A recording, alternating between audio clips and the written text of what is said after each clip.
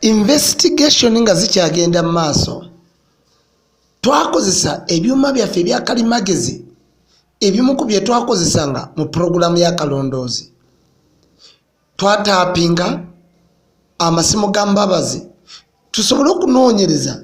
bantu ki bayogera nabo era ani ali emabega w'ekintu kino. Twagenda maaso n'okweyambisa print out z'amakampani tugenda okizuula nga waliwo conversation wakati w'omukyalo ono ayina Mbabazi Angel n'omwami omu ayitibwa Waswa era ng'ono yakolanga bodyguard w'omusumba Jackson Ssenyonga abasabira ku Christian Life Church mwenna mumanyi gwe bayita Waswa era akasajja kano ke bayita Waswa ke kaali ne ku poliisi Kawempe nga ke kapushinga emisango okulaba nga boonoona erinnya lyange mukamanya bamwali mukayita nakaganda ka Ssenyonga tekavanga ku poliisi era nga ne mu office ya region ow'Ekawempe tekava mu office ye kabeera kewuuba makalinga mbukooti abakamanyi mukamanya bali Ekawempe abantu bange. Mu conversation eno wakati w'omusajja ono Waswa ne Aine Mbabazi twagwa ku luyombo olwali wakati wa Aine Mbabazi Angel ne Waswa ng'oluyombo luno lulaga nti entegeeragana wakati wa Aine Mbabazi n'omusumba Jackson Ssenyonga ziganya okuteekebwa mu nkola. Baamuteeka mu nnyumba landlord atuuse omubanja atuuse okwagala omusuulira ebintu ebweru kati Aine Mbabazi abuuza Waswa nti muzeeyi omusumba Ssenyonga lowooza mbeerawo ntya era ndya ntya era mu ddoboozi lya Waswa mujja kumuliraawo ng'amutegeeza nti enkya nja kulaba.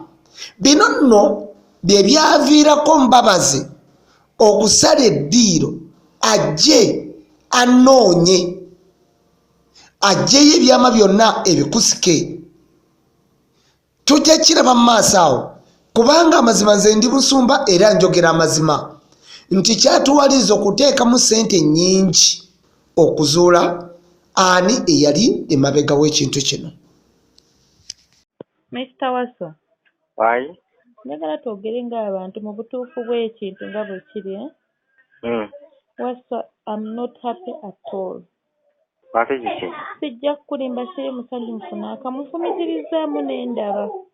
N'endaba naye tetubadde benkanya. Yadde muzeeyi oba yanyiga oba yakola tetubadde benkanya. Temundekane. Tetubadde benkanya mu kintu kino. Kaakati ye muzeeyi asuubira nsulawa, ye muzeeyi bw'aba tamanyiwo asuubira mbaawo ntya n'abaana te nga sikola. Kwegamba ekintu yakiraba n'akisaawo mazima nothing. Jjukira njagala kugamba kino ekigambo kijja ku ntobo ya mutima gwange ne bw'okimugamba. Bwe najja kuwa obujulizi sajja gamba nti saagamba nti mugende mukwate yiga mukwate mbeere mu kubonaabona bwekuti senga tetwamukwata kumutuusa ku kino ekiriko wuuyo ali ku mawulire ali kwasama erinnya lyange biki sandibadde nkola kyafaza nandibadde nga ndi fine neddira ku street yange nentunda ennyanya zange ze nali ntunda.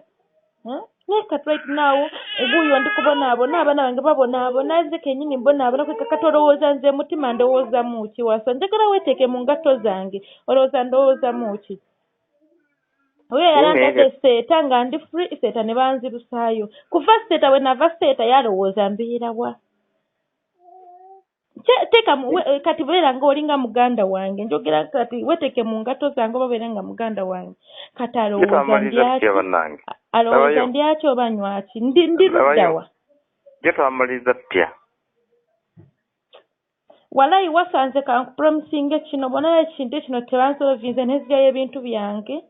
nezigyayo ebintu byange nenfuna wendaga ne benafuna akayumba ka ssente entono nenkalirawo nema nti kati sikyali ku mukono gwa muzeeyi kantetenkanye ebirala walayi ngenda kukyusa mayindi zange negendere kubanga sijja kusobola kubeera mu mbeera yakubonaabona forever fazali bwe ngendeyo mba nsobola okufuna kyenkola nendabirira abaana bange. Iyo ebintu bye bansaba kusoma mu Eva kimanyi sikola mu Eva kimanyi ki kati abansaba ebintu bye bansaba mbijjewa. Wuyo kati omwana tagenda kusoma njagala nkikugambe tagenda kusoma kubanga sibiyina. Gyetwamaliriza tutya bannange jjo? anti nkubuuliddemu ekindi ku mutima kyekyo kye nkubuuliddemu naye katulinde tulabe. Gumiikirizaako nakusuubiza olunaku lusembayo kale wano ekizibu ky'ennyumba akusuubiza ensene eggulu kati teyambikulira bwati kateni ziri motoka zolagambulamu ekizibu mugana amayumba gali wano obunawo ennyumba gyenkumanirira kati gwezanyi nasenyumba bali bakulengeza emmoroka nange nze njogera naye ne kakukyala ngoba ne kusomero buli kimu gendayo everywhere ngendamu waliwo situuka manga zeyanzibuza ensene eggulu ekyannuma kugenda okutongola omusajja mwesiga ate si mwesiga nnyo naye kalina wagenda okuviira agambe nti wagenda wasembe wayiga tewali wagenda okukigira eprove kubanga betalina oprove yona tenzize kumiitinga bagamba nti baleese omwana emyaka 10 ntinya naye agweddalo akakakado kalaba mu kyaki kadefawalaganya ekigoma bakaleeta kamazemu emyezi n'emyezi ezimyezi n'emyezi balikwatira bakwata nga yona yabamwetambula kyakati bakwata omwana ono mutwalamuoyo babagiko omusango bagamba mwezi tata nomwana kati benagenza okulaba nembiraba nze ndaba ebitiivi sikulingira gyendaba yesinendaba ng'olaga ng'obona ekifaananyi ky'omwana muwani ne waali manyiniwo nze oyo omwana omyaka 10 ita musimanyi kyamagero yiga ne wasula ne waali amanyiwo kati nenda mbiri nga kigenze biyoni erinnya ly'omusajja before that nawulirako nali ku abs empera tebaze kukwata kati brother jengo nagenda nagamba dade mulwadde mulekewa naawe nagenda kola kikuja nekiteeka ku mutima okitegeera naye ndaba nga sinagamba oyo lwaki teyangamba okuva edda yadde alaba ndimu nzise nnyo nga mbeera naye bweneekalakaza nengamba nti leero nyina okukulaba era akinkulira kyemba musabye akinkulira kati bano ne batya obo naye nange mu butuufu bwakyo nali njagadde kukutuukirira ate nengenda owulira ataddemu n'ebugingo ate kati genda owulira kwegamba kikitegeeza ekino ekyabugingo naye akirimu maama gakatonda mugugu enkya tugenda kukyaza ku lwomukaaga tugenda kukyaza tedi tedi bugingo lunaku lwakumusabira lwakusabira maka agendagenda kuwasenyonga ate nali omukazi ajja mu kyaki ndowooza nti babishootinze awo omusajja wa katonda ono omusumba Jackson Ssenyonga tali kunze nzekka simanyi bambi bakyekyamwambalira nga te betuyitanga bakitaffe mu mwoyo betusuubira okuba nga abasumba abakukuutivu tali kunze nzekka awalampa abasumba bangi era ogenda okulaba okusinziira ku bigambo by'omwana omuwala ono ayina embabazi agamba nti n'ekyabugingo bino byonna okukyankana ne mukazi we ebiri mu mawulire era Ssenyonga naye yakiri mabega era ayina embabazi agamba nti twawamba muwambi bulya bwakikakasa nti ne mukyala Teddy Bugingo enkyambu bagenda mukyaza ku kyaki kakati omuwambi waba yesunga okukyaza ndozo kirabo kintu ngekyo mukiwulirize bulungi mukawulirize yiko gamba nambabazi ye agamba tira ku kyeki tugenda mukyaza enkya omukyala Teddy Bugingo kali bambi mukama asasirensi betulabanga olusa abatokirivu betutwalanga bakitaffe mu mwoyo byebyo byebakola naye nange mu butuufu bwakyo nali njagadde kukutuukirira ate nengenda owulira ataddemu n'ebugingo ate kati genda owulira kwegamba kikitegeeza ekino ekyabugingo naye akirimu maama gakatonda mugugu enkya tugenda kukyaza ku lwomukaaga tugenda kukyaza tedi olukwe luno lwali luwanvu nti omusumba ono oba kiki oba bano abakazi be bafere b'ekibuga nga babuzanya paati zombi sayidi ey'eno ne sayidi ya Ssenyonga kale omusajja wa katonda ono simanyi kyekyamuleetera embeera efaanana bweti kati otunulira abakyala bano kati omukyala ayina embabazi mu ofiisi akola sitatimenti egamba nti nno asobola olaba atambudde najja wano ate nga wali mu vidiyo waliwo wagambira nti twawamba muwambe era nga tumutadde ku gun point era mbu twamuwamba n'omwana we naye olunaku lwe yasookera dde okujja mu ofiisi yajja ne maama Bridget tekwali mwana mutunulye ekintu ekyo bulimba obuli awo bannanga tewe mutunulya ne mu vidiyo eyo gye yayogeramu nti twamuwamba olaba ng'omukazi yayita konferensi y'amawulire omukazi oyo talina ssente zisobola kuyita konferensi y'amawulire kitegeeza nti waliwo era eyali emabega we eyayita konferensi y'amawulire takomye ku ekyo n'agamba nti asobola n'okukubira nti ne region side ow'ekawempe ensonga zino azimanyiiko ekitegeeza nti maybe osanga ne poliisi yaffe yali mu lukwe olwamanya nti yiga ebintu bino bamukonjera bikonjere naye katumusuze mu kkomera era agamba nti asobola okukubira ne Waswa owa Ssenyonga yakola nga assistant wa Ssenyonga oba oluusi bodyguard mu ekyo sikimanyi nnyo naye muwulirize mpola olaba nze entambuliro n'enzijja up to enawambibwa zaali ssaawa 12 kawungeezi nga nva mu katale olaba nze entambuliro n'enzijja olaba nze entambuliro n'enzijja bannange mwenna muwulire akagambo ako kayogedde mu ofiisi agambye nti olaba nze entambudde n'enzijja ate omuwambe gwe agamba nti twawamba muwambe naye wulira mu ofiisi kyayogera nti olaba nze entambudde n'enzijja nyinza n'okukubira Waswa owa Ssenyonga kati ndowooza mulaba obulimba obuli awo olaba nze entambuliro n'enzijja embeera bambi yakindi nze ne kati nsobola okukubira Waswa owa Ssenyonga ne mugamba nebakola mumefundikemu nerabira giwanda nze kenyini kubuuza CID oyo gw'oyogedde namugamba nti njala genda kwange okujoyo omusango agamba sooka omulabe akuma renti okubira okikole kati n'abadde sinabamukolera kino takiryawo yadda soba mulya naye nze nandibadde njagala obeere taata onzaale ondabire obulamu bwange mbadde mu bunkenke ba innocent guy nendabaga sincerely speaking nga erinnya lyo lifa if I stand against him ate lifa ate nabo bakola bikolobero byereere batwala mu bujulizi simanyi masindi simanyi wangi abadde yakusasula esirimu badde nsasula mu nyumba mitwalo masanyalaze wegali gazi wegali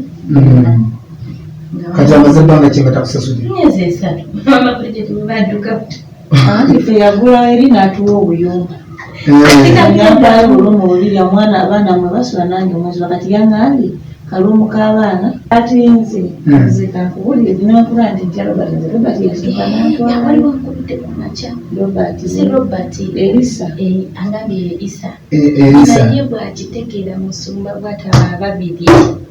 nze Robert yasitula nantwala nagamba mama Bridget omulimu gufudde Aisa aguse oli Aisa gwe nalinga naye wanze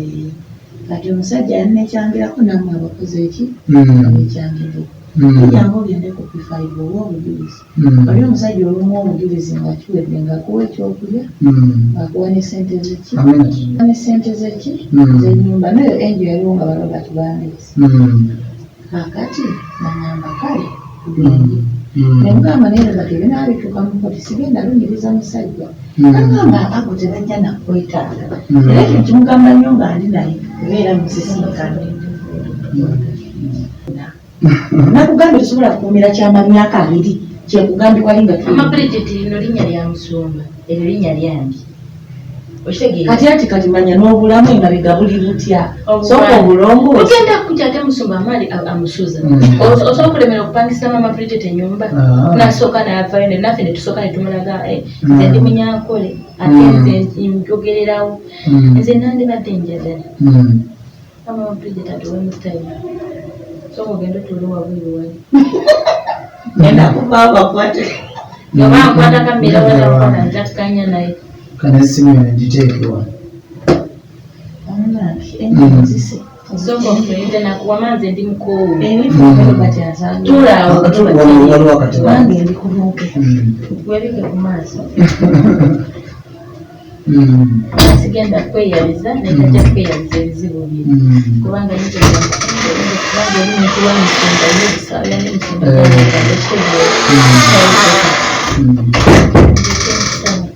nze ne kati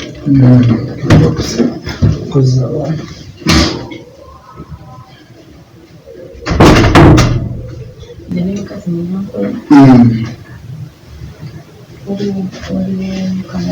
naye mubutuufu bona litwaleeta wano omwana omulema ng'oyitanaaba nakuzaalibwa almost 6 years emyaka kale ng'ena 5 emabega naye tewantuukako nga najja ng'asulawo wansi waliwo bulungi wali awo samwe ati nembyamazijjawo namala wano almost like 4 days so buli kimu kibaga litwabanga tubeera free statement wagikola mu office esimu twagendako ku poliisi musumba bino njagala tubyogere njagala onsuubize nti njagala nti yes tofaayo ntekera kuba njagala onsembukewo omuntu yenna amatuugo gabeere alert owulirize emboozi eyali mu office ayina embabazi nga line mama Bridget ayina embabazi kyekyamuleeta ekawaala bwali buyambi ng'alaba omusumba yamukozesa bw'amala omukozesa bye yali ayagala okonona erinnya ly'omusumba yiga ate n'amusuula then omukyala ono nga bali mu ofiisi yange